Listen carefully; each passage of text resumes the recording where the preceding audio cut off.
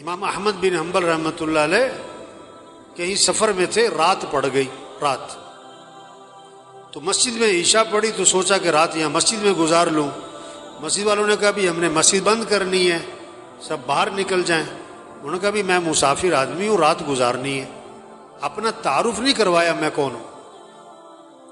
انہوں نے کہا نہیں جی یہاں اجازت نہیں ہے۔ تو ایک آدمی وہ تندور پہ روٹی بناتا تھا، پکاتا تھا، تو اس نے دیکھا کہ کوئی بزرگ آدمی ہے، انہوں نے کہا آپ میرے ساتھ چلیں، میرے ساتھ رہیں آپ۔ وہ ساتھ لے گیا۔ اب اس کا چونکہ تندور کا کام آٹا گوندھ رہا ہے، استغفر اللہ استغفر اللہ استغفر اللہ، روٹی پکا رہا ہے، استغفر اللہ استغفر اللہ، اٹھ رہا ہے، بیٹھ رہا ہے، استغفر اللہ استغفار کی کثرت کر رہا ہے۔ اب امام صاحب بڑے حیران ہوئے کہ یہ بڑا عجیب آدمی، بہت استغفار کر رہا ہے، اس کی زبان پہ استغفار ہی استغفار۔ اس سے پوچھا بھائی یہ تم نے استغفار بہت کیا، کیا اس کے کیا فائدے دیکھے؟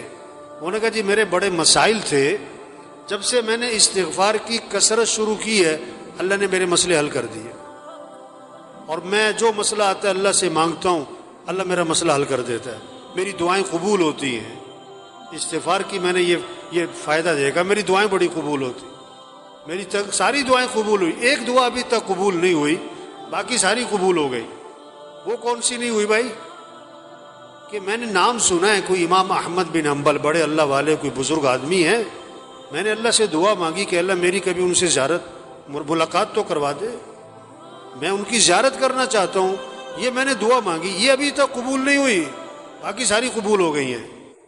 امام صاحب نے کہا اللہ کے بندے تیری وہ دعا بھی قبول ہو گئی، میں جو تیرے سامنے بیٹھ رہا ہوں احمد بن حنبل ہی بیٹھا ہوں میں تیرے سامنے، اور مجھے لگتا یہ ہے یہ استغفار کی جو تیری کثرت ہے نا، یہی مجھے کھینچ کے یہاں پر لے کر آئی ہے۔